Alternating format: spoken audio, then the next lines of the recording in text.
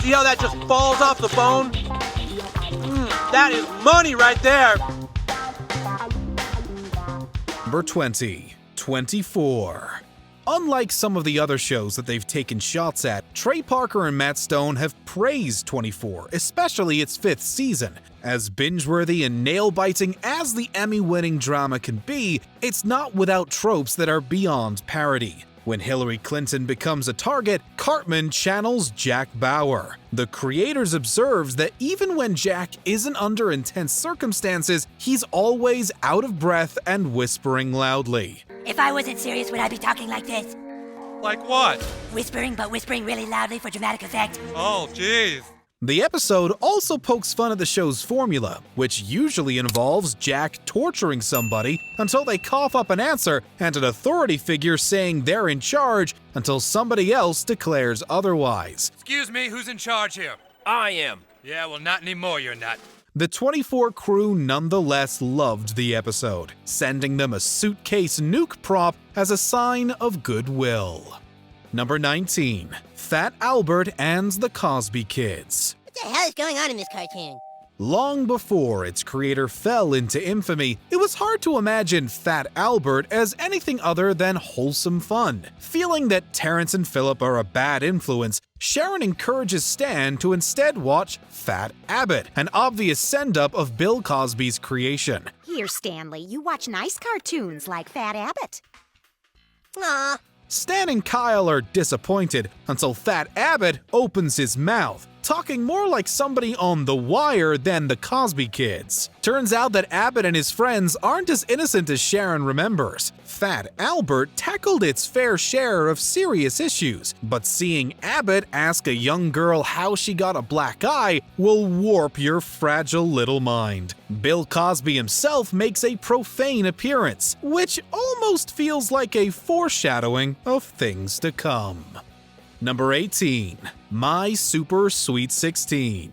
Damn it, what didn't Daddy do? Watching My Super Sweet 16, a lot of people have the same thought. These teens are little devils. South Park took a literal approach, casting Satan as a spoiled brat who's never satisfied even as the universe revolves around him. The creators decided to target My Super Sweet 16 because, in Parker's words, it's probably the most disgusting, foul show ever made. For all the controversy South Park attracts, Parker argued that the MTV reality show is far worse because the central figures are celebrated for being evil and horrible. It's not the car I wanted! The whole party's ruined! It doesn't matter, your guests are having fun, they don't care. It's not about them! It's all about me! At least Satan learns his lesson, finding that friendship is more important than Ferrari cakes, especially when there's nothing wrong with an Acura cake. So, basically, the girls on that show are worse than Satan. Become a Watch Mojo channel member and get exclusive perks like Mojo emojis, loyalty badges, priority comment replies, and exclusive members-only content, including live list rankings with the Mojo staff and peeks behind the scenes. Don't miss out. Number 17, Ghost Hunters. The summer of 2009 saw a staggering number of celebrity deaths, turning Little Ike into Cole from The Sixth Sense. To help Kyle's brother, the boys enlist two trained professionals, Jason Hawes and Grant Wilson, of Ghost Hunters. The Atlantic Paranormal Society founders have starred in their paranormal reality show since 2004, but South Park questions exactly how many genuine ghosts they've hunted. We're going to Colorado to investigate celebrity paranormal— Wait, what was that? What was that? Although Ike is actually being visited by ghosts, Hawes and Wilson seem more concerned with random objects and noises. Look! What is that? What is that? I'm pretty sure that's their television! Oh man, I am really scared! The two do such a good job at scaring themselves that they ruin their pants, fleeing before any real ghosts surface. The episode never clarifies if the hunters are playing it up for the camera or if they're just dumb. Either way, burn. Number 16, She's the Sheriff. But look what they put on! And now back to She's the Sheriff. Between Three's Company and Step by Step, Suzanne Summers starred in She's the Sheriff, which ran in first-run syndication. Only lasting 2 seasons, the sitcom has been ranked as one of the worst shows of all time. Even a decade after it first aired, the show remained infamous enough to be referenced on South Park. When the parents succeeded in getting Terrence and Phillip off the air, the program is replaced by She's the Sheriff. Although the boys protest at first, the parents are horrified to find that the sitcom is an even worse influence as Summers exchanges vulgarities with a perp. The parents set out to protest again, leaving their children unsupervised and ready to make some bad decisions. Number 15. America's Funniest Home Videos.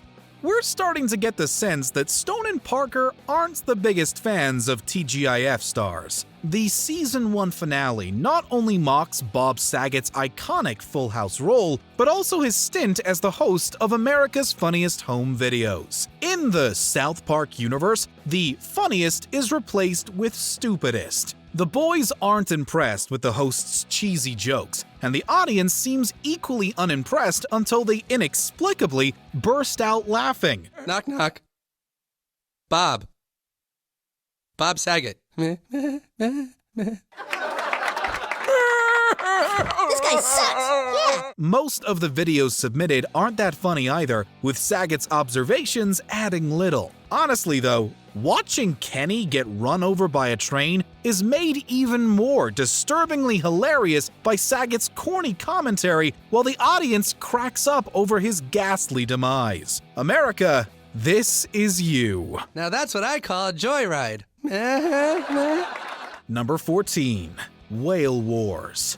Parker and Stone thought Ghost Hunters was a show where nothing happens. They looked at that series slightly more favorably after seeing Whale Wars, however. On paper, Whale Wars sounds badass. A group of rebels set out to protect innocent sea creatures from Japanese whalers, resorting to extreme measures. Stan quickly finds out what's being sold on TV doesn't reflect reality. Well, wait, we don't want to just lie about stuff. Why not? The episode portrays host Paul Watson as a phony who lies about attacking vessels to further his cause and satisfy his hunger for attention. After Watson is taken out in the most painful way, Stan steps up and delivers on what the show promised: an actual war on whalers. While they're at it, the creators find time to ridicule Deadliest Catch as well. You think you're so cool, don't you? You think you're a big boat reality show on the block? You're taking away men's livelihoods! Number 13. Queer Eye for the Straight Guy. In addition to normalizing seeing gay people on TV, Queer Eye turned metrosexuality into a fad. Not every gay person was pleased with the reality show, however. While making Team America, Stone and Parker spoke with producer Scott Rudin, a member of the LGBTQ+ community. Rudin hated Queer Eye, feeling that it perpetuated stereotypes and gave people outside of his community permission to appropriate their culture. You can't do this to us! The South Park crew ran with this setup, putting the Queer Eye guys at the center of a conspiracy. Garrison concludes that the Fab Five aren't really gay, exposing them as crab people. Say what you will about the twist, but the crab people theme paired with the Queer Eye theme makes for a catchy mashup.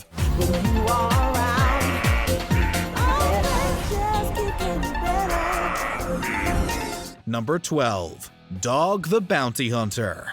He was born Dwayne Chapman, but the world knows him better as Dog the Bounty Hunter. Initially, Stone and Parker considered parodying Dog in Season 9's Die Hippie Die. They scrapped this idea since they weren't sure how many people knew who Dog was.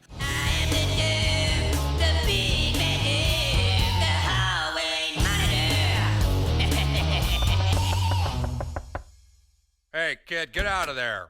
That's cool. I'm done making my video anyways. By the following season, they figured that Dog had become infamous enough to receive the South Park treatment. Cartman fills the Dog role with a mullet and beard thrown in for good measure. You're going with Christ!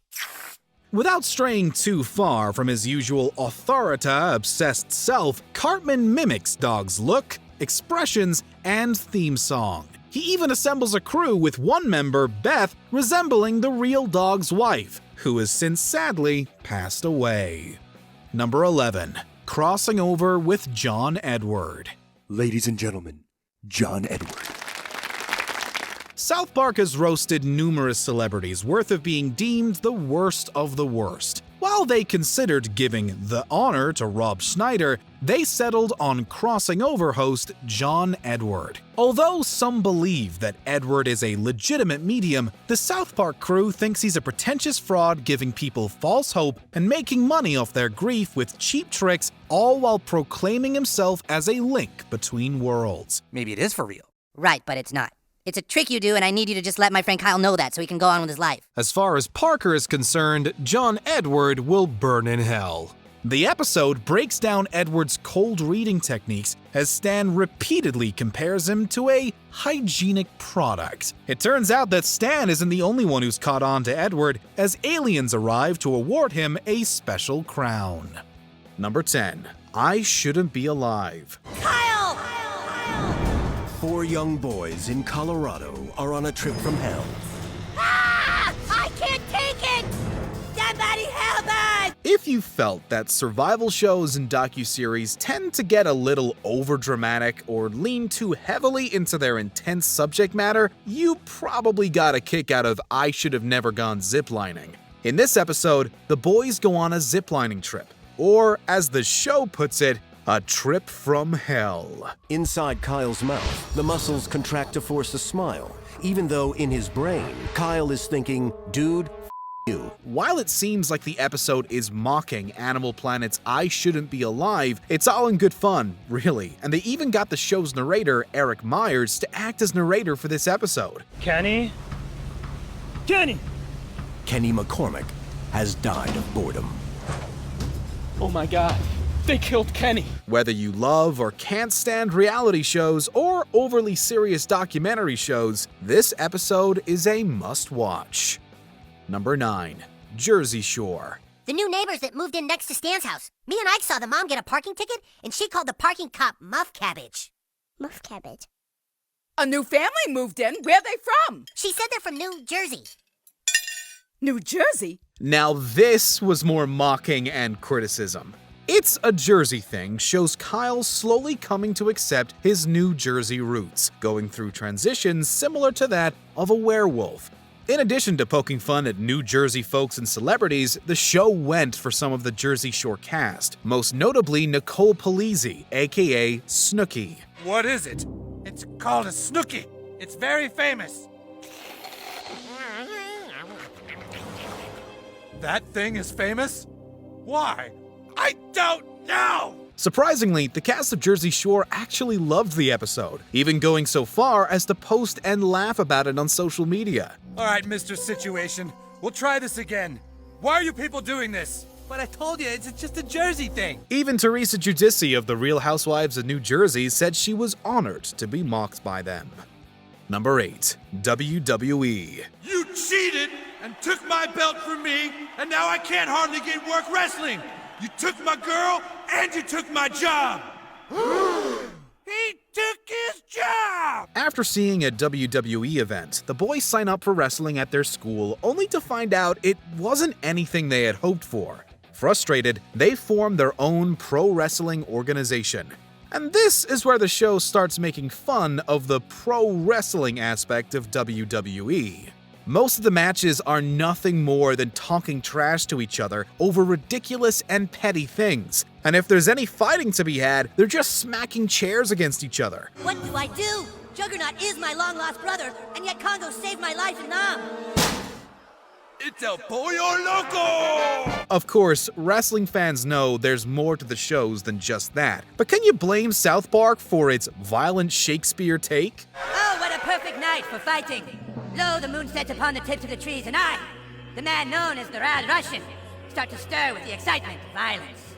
Only a country like yours can breed men of such discontent, Rad Russian. Number 7. Here comes Honey Boo Boo. Her favorite foods are sketty and butter, and she likes drinking Red Bull and Mountain Dew.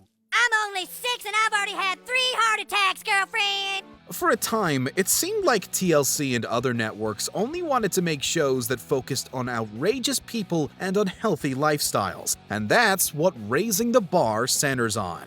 Here, the show criticizes how unsavory shows like Here Comes Honey Boo Boo don't seem to exist because they're interesting or meaningful, it's mostly there because of shock value. I want that one! I want that one! This'n not here? You want this'n? I want that one's hard. It looked at me funny. However, the end of the episode sees the show call itself out for adding to the trend in their own way, having used shock value itself for years and years. It was an episode full of commentary and insight, earning the show yet another Emmy at the 2013 Primetime Emmy Awards. She's got a pig heart now. She thinks she's a pachyderm. Show him your scar. Number 6. Shopping channels. 14 karat gold, 86 karat faux sapphire. Faux is a French word. It's got an X in it, but you don't even pronounce the X. How do you like that for prestigious? Though this one was a bit more general, it's still worth mentioning. Cash for Gold sees Stan try to expose the manipulation behind home shopping networks, specifically the fictional J&G shopping network. Marcia, thank you so much for your call. You just got yourself a heck of a deal on this one. You there, Marcia? I'm lost. I'm lost walking on the freeway. The entire episode explains how shopping networks play a part in the vicious cycle of the cash for gold business model, showing how consumers can be cheated out of their money through cheap jewelry that will eventually be recycled into another piece of cheap jewelry. Though it ends up on a rather sweet note, it has certainly made us more suspicious of the few shopping networks still lingering around today.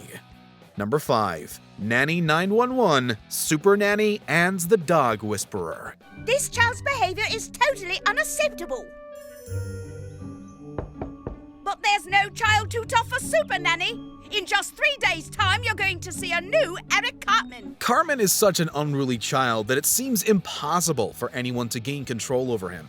This season 10 episode sees Leanne hire celebrity nannies to change her son.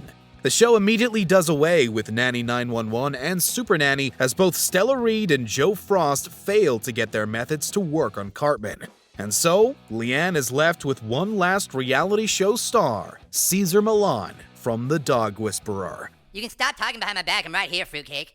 See, I'm not looking at the child, I'm not acknowledging the child, I'm just letting the child know I'm not interested in him. Whereas Reed and Frost have yet to comment on the episode, Milan has publicly stated he's seen it and thought both his caricature and the episode were fantastic. God damn it, you can't stand here and eat KFC in front of me! Now hand it over!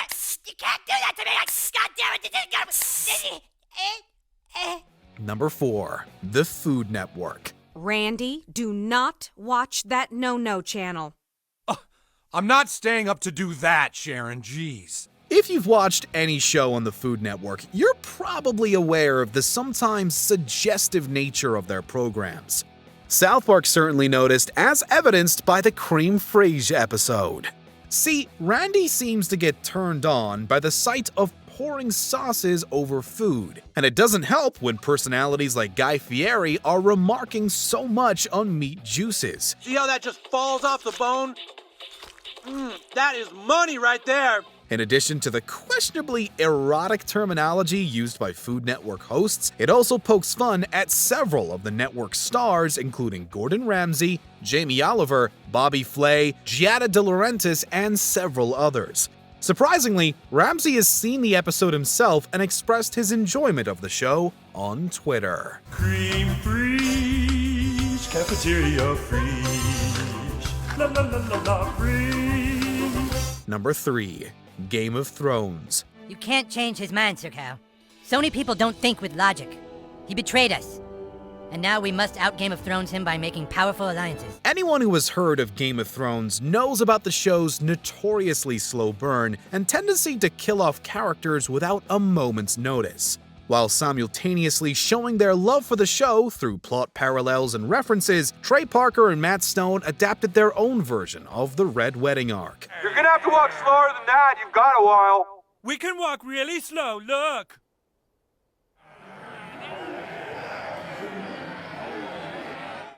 Smartasses. As expected, characters are dying and betraying each other left and right, but it goes about in ways that make sense outside of the sake of comedy.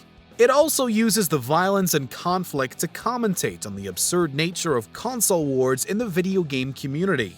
If you haven't seen these episodes, you really should. I told you kids to stay out of my damn yard! Do you mind? We're trying to talk here. Yeah? Well, how come every time you talk to somebody, it's about betraying somebody else? Number 2. The Simpsons. They will live only to remember with sorrow how great the sun used to be! Cool, it'll be just like on The Simpsons. Huh? They did that on The Simpsons. I think it was the Mr. Burns character. He tried to block Springfield from the sun. Butters, excuse me, Professor Chaos is ready to wreak some havoc onto South Park once more. But he seems to be having some trouble this time around. According to his lackey, General Disarray, every plan in the professor's book has been done already by The Simpsons. The police say that instead of looking for the missing head, they'd rather leave it off and be reminded of The Simpsons every day. Why didn't you tell me The Simpsons already did that? You seem so proud, I didn't want to bum you out. Indeed, The Simpsons has been around longer than any show probably should, even at the time this episode aired. But the way this observation is made is a relevant commentary on how it's almost impossible to be completely original anymore, especially in the world of storytelling. Uh-oh, Simpsons did it! Simpsons did it! No! No! Simpsons did it! Simpsons did it! Ah! Don't have a cow, man! Number 1. Family Guy. Peter, I can't believe you invited your old high school sweetheart over for dinner. You think that's bad? Remember when I auditioned to be David Hasselhoff's car? Hey there, Knight Rider. After those bad guys, Kit. Of all the times South Park has mocked, lampooned, and scrutinized, this two-parter was the loudest of them all. Fed up with everyone comparing him to Family Guy, Cartman travels to Fox headquarters to get the show canceled forever, with Kyle trailing behind to foil him. Throughout the episode, South Park criticizes Family Guy's formulaic and seemingly random cutaways, going so far as to say the show is written by manatees. They really are brilliant creatures. You see, the right side of the tank is filled with idea balls. Each idea ball has a verb, noun, or pop culture reference written on it. There's millions of them. The manatees choose an idea ball and swim it over to the joke combine on the other side of the tank. Normally, this sort of thing would cause some drama between folks, but to everyone's shock, Family Guy creator Seth MacFarlane praised the show and called the episode accurate and funny. Come on, Muhammad, let's get some tea. Try my Mr. T. Oh boy, was that ever weird. Did you enjoy this video? Check out these other clips from WatchMojo, and be sure to subscribe and ring the bell to be notified about our latest videos.